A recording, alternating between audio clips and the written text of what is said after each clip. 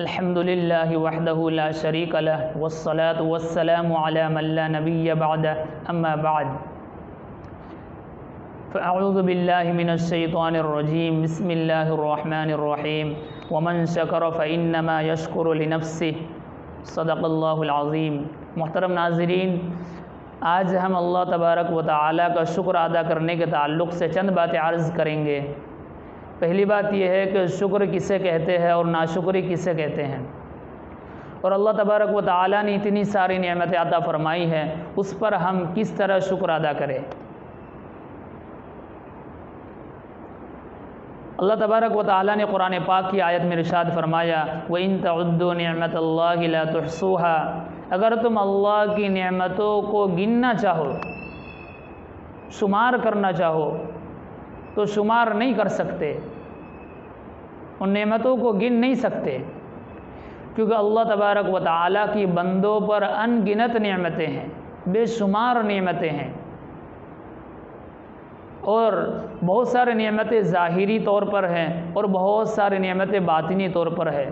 قرآن پاک کی دوسری آیت میں اللہ تبارک و تعالیٰ نے ارشاد فرمایا وَأَسْبَغَ عَلَيْكُمْ نِعَمَهُ ظَاهِرَةً وَبَاطِنَةً،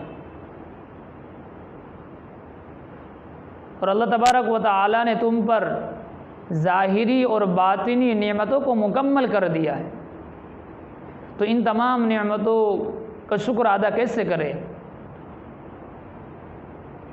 شکر کہتے ہیں کہ منعم کی نعمت کا اقرار و اظہار کرنا، منعم کی نعمت کا اقرار و اظہار کرنا۔ اس کا مطلب یہ ہے کہ جو بھی نعمتیں ہمیں اللہ تبارک و تعالیٰ نے عطا فرمائی ہے، اس بات کا خیال کرنا، اس کو ظاہر کرنا کہ یہ ساری نعمتیں اللہ تبارک و تعالیٰ نے عطا فرمائی ہیں، نہ کہ ہم خود حاصل کیے ہیں۔ اور ناشکری کہتے ہیں کہ منعم کی نعمت کو چھپا دینا، پردہ ڈال دینا، یا منعم کو منعم قرار نہ دینا۔ اس کا مطلب یہ ہے کہ جو بھی نعمتیں ہمارے پاس ہیں، یہ سوچنا کہ یہ ساری نعمتیں ہم نے خود حاصل کی ہے، جبکہ تمام نعمتوں کا دینے والا اللہ تبارک و تعالیٰ کی ذات ہے۔ تو منعم کی نعمت کا اقرار و اظہار، اس کو بیان کرنا، اس کو ظاہر کرنا، یہ شکر ادا کرنا کہتے ہیں۔ اور شکر ادا کرنے کے 3 طریقے ہیں۔ فرمائے کہ ایک آدمی دل سے شکر ادا کرتا ہے، اس کا مطلب یہ ہے کہ منعم کی نعمت کا تصور کرنا کہ جتنی بھی ساری اللہ تبارک و تعالیٰ نے نعمتیں عطا فرمائی ہے، وہ تمام کے تمام نعمتیں اللہ تبارک و تعالیٰ نے عطا فرمائی، اس بات کا خیال رہے اور ان نعمتوں کو سوچے، اس میں غور و فکر کرے کہ اللہ تبارک و تعالیٰ نے اتنی ساری نعمتیں عطا فرمائی ہے، ہم ان نعمتوں میں سے ایک نعمت کے بھی لائق نہیں تھے، اور اللہ تبارک و تعالیٰ نے اتنی ساری نعمتیں عطا فرمائی۔ اور دوسرا طریقہ شکر ادا کرنے کا یہ ہے کہ آدمی زبان سے شکر ادا کرے۔ اس کا مطلب یہ ہے کہ منعم کی نعمت پر اس کی حمد و ثنا کرنا، یعنی اللہ تبارک و تعالیٰ نے جو جو نعمت عطا فرمائی ہے، اس کے بدلے میں اللہ تبارک و تعالیٰ کی تعریف کرنا، اس کی بڑائی بیان کرنا، یہ زبان سے شکر ادا کرنا کہتے ہیں۔ اور تیسرا قسم ہے کہ اعضائے جسم سے شکر ادا کرنا۔ اب تو دل سے شکر ادا کرنا سمجھ میں آتا ہے، زبان سے شکر ادا کرنا سمجھ میں آتا ہے، اعضائے جسم سے کیسے شکر ادا کرے؟ یہ جو باڈی کے پارٹ ہے، ان سے ہم کیسے شکر ادا کریں؟ تو اس کا طریقہ یہ ہے کہ نعمت کے بدلے منعم کی اطاعت و فرما برداری کرنا۔ اس کا مطلب یہ ہے کہ اللہ تبارک و تعالیٰ نے جتنی ساری نعمتیں عطا فرمائی ہے، ان نعمتوں کے بدلے اللہ تبارک و تعالیٰ کی فرما برداری کرنا، ان کی باتوں کو ماننا، ان کے بتلائے ہوئے باتوں پر عمل کرنا، ان کے بتلائے ہوئے طریقے پر چلنا، یہ ہے اعضائے جسم سے شکر ادا کرنا۔ اور اللہ تبارک و تعالیٰ سے دعا ہے کہ ہمیں ہر طرح سے اللہ کی شکر ادا کرنے کی توفیق عطا فرمائے، ہر طرح سے ہم اللہ تبارک و تعالیٰ کا شکر ادا کرنے والے بن جائے، اللہ تعالیٰ کا ہر طرح سے ہم شکر ادا کریں۔ اور نعمتوں کی سیفٹی کے لیے، نعمتوں کو محفوظ کرنے کے لیے، نعمتوں سے فائدہ حاصل کرنے کے لیے اور نعمتوں کی بقا کے لیے سب سے بہترین طریقہ یہ ہے کہ ہم ان نعمتوں کے بدلے اللہ تبارک و تعالیٰ کا شکر ادا کریں۔ اگر ہم اللہ تبارک و تعالیٰ کا شکر ادا کریں گے تو ہمارے پاس وہ نعمتیں محفوظ رہیں گی، وہ نعمتیں ہمارے پاس باقی رہیں گی اور ان نعمتوں سے ہم فائدہ حاصل کر سکیں گے۔ اور اگر ہم نے ناشکری کی تو اللہ تبارک و تعالیٰ نے قرآن پاک کی ایک آیت میں ارشاد فرمایا، لَإِن شَكَرْتُمْ لَأَزِيدَنَّكُمْ، کہ اگر تم اللہ کی نعمتوں کا شکر ادا کرو گے تو اللہ تبارک و تعالیٰ تمہاری نعمتوں میں ضرور بالضرور اضافہ فرمائیں گے۔ لَأَزِيدَنَّكُمْ وَلَئِن كَفَرْتُمْ، اور اگر تم اللہ تبارک و تعالیٰ کی نعمتوں کی ناقدری کرو گے، ناشکری کرو گے، ان عذابی لشدید، پھر اللہ تبارک و تعالیٰ نے فرمایا کہ میرا عذاب بھی بڑا سخت ہے۔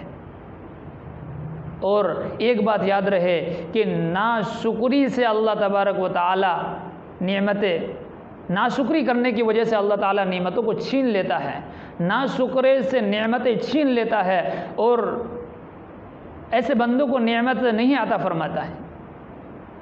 اس لیے ہم شکر ادا کرے، جتنا بھی شکر ادا کریں گے اللہ تبارک و تعالی نعمتوں میں اضافہ کرتا جائے گا، نعمتوں کو بڑھاتا جائے گا اور پھر نعمتوں کے دروازے اللہ تبارک و تعالی کھول دیں گے۔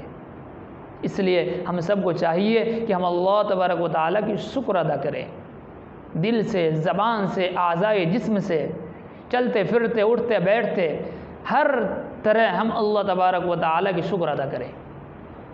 حضرت موسیٰ علیہ نبینا علیہ السلام نے ایک مرتبہ اللہ تبارک و تعالی سے فرمایا کہ اے پروردگار کیف اشکرک، میں آپ کا کیسے شکر ادا کر سکتا ہوں، میں کس طرح آپ کا شکر ادا کروں،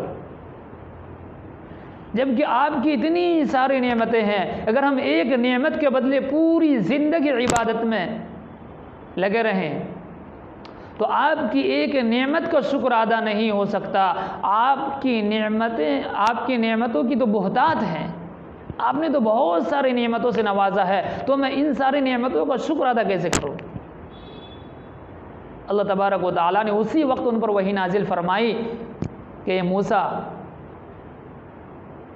اگر تیرے دل میں یہ بات ہے کہ اگر میں ایک نعمت کی بھی شکر ادا کرنے کے لیے پوری زندگی عبادت میں لگا رہوں تو ایک نعمت کا شکر ادا نہیں ہو سکتا، تو اتنی سارے نعمتوں کا شکر ادا کیسے کر سکتا ہوں؟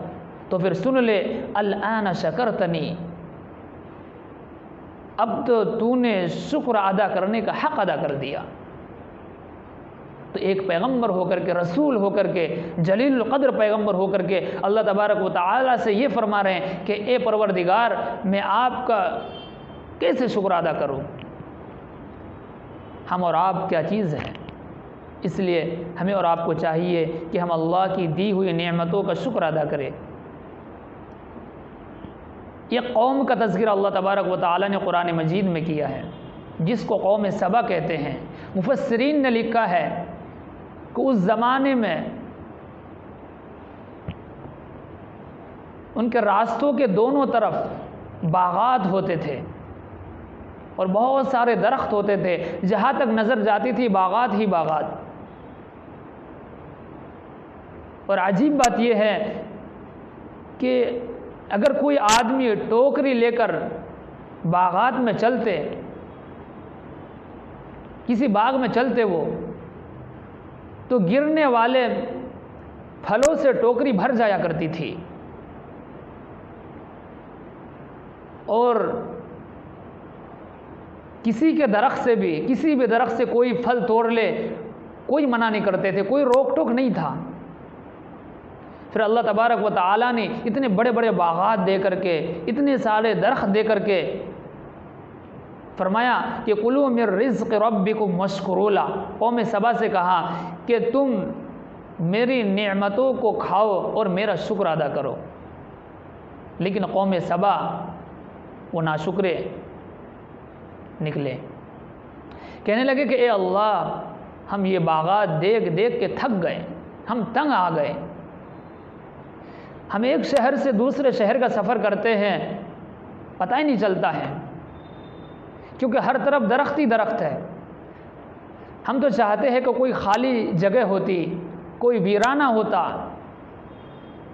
تاکہ ہم راستہ چلتے چلتے پتہ لگاتے کہ ہم کس شہر سے نکلے ہیں اور کون سے شہر میں داخل ہو رہے ہیں۔ اللہ تبارک و تعالی نے اس ناشکری کی بول سے زمین کے اندر سے پانی کو خشک کر دیا، زمین سوکھ گئی، درخت سوکھ گئے، باغات ختم ہو گئے۔ پھر اللہ تبارک و تعالی نے ایک جگہ ارشاد فرمایا لقد کان لسبأ فی مسکنہم آیہ، قوم سبا کے گھروں میں بڑی نشانیاں ہیں۔ جنتان عن یمین و شمال، جن راستوں پر وہ چلتے ہیں ان کے دائیں طرف بھی باغ ہوتے ہیں، ان کے بائیں طرف بھی باغ ہوتے ہیں۔ کلوا من رزق ربکم واشکروا لہ، اللہ تبارک و تعالی نے فرمایا کہ میرا دیا ہوا رزق کھاؤ اور میرا شکر ادا کرو۔ بلدۃ طیبہ، کتنا پاکیزہ شہر ہے۔ ورب غفور، اور اگر تم سے کوئی خطا ہو جائے، کوئی نافرمانی ہو جائے تو تم معافی مانگ لینا، تمہارا پروردگار تو مغفرت کرنے والا ہے۔ لیکن ان کی زبان میں وہی ناشکرے کے بول۔ انہوں نے کہا کہ ربنا باعد بین اسفارنا، اے پروردگار ہم تو ان باغات سے تنگ آ گئے، اب دیکھنے کی طبیعت نہیں ہوتی ہے، ہم ایک شہر سے دوسرے شہر جاتے ہیں پتہ ہی نہیں چلتا ہے۔ ہم تو چاہتے ہیں کوئی جگہ خالی اور ویرانہ ہوتے تاکہ ہمیں پتہ چلتا ایک شہر سے دوسرے شہر جانے میں۔ اللہ تبارک و تعالی نے ان کی ناشکری کی وجہ سے، اس قوم کی ناشکری کی وجہ سے اللہ تعالیٰ نے اس نعمت کو چھین لیا اور فرمایا کہ ذالک، وہ باغات ختم ہو گئے، سارے درخت اجڑ گئے، ختم ہو گئے، پھل دینا بند ہو گیا، زمین خشک ہو گئی۔ پھر اللہ تبارک و تعالیٰ نے فرمایا ذالک جزیناہم بما کسبوا، ذالک جزیناہم بما کفروا وہل نجازی الا الکفور۔ قوم سبا نے نعمت کی ناقدری کی اور ہم نے ان کی ناقدری کی وجہ سے ان کی نعمتوں کو چھین لیا۔